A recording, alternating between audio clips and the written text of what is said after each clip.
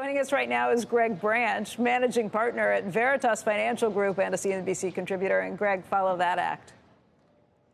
That'll be hard to do.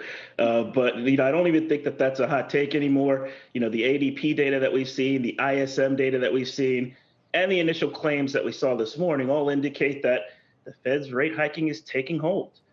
We will see something south of that 235,000 number after several months of almost doubling consensus. And so the program is working, although I disagree with what David Bianco said this morning. I think the Fed is probably done here.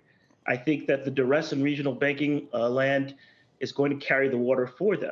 The credit crunch, the illiquidity in the system, the unwillingness to lend, I think all of that will carry beyond where they would have hoped us go with increasing that terminal rate. You're saying what a lot of people in the market are thinking, especially if you look at where the 10-year stands right now, where the 2-year stands. It's at 3.746%.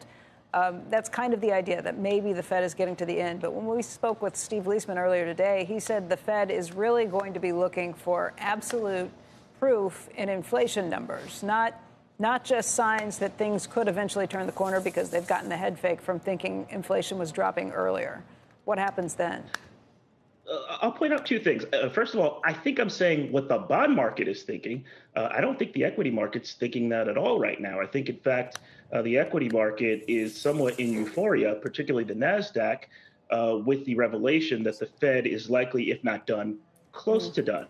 Got 20 seconds, Greg, and then we're out. We will transition to the market seeing the effect of all that Fed rate hiking and the fact that estimates are still far too high because they haven't priced in the slowdown yet.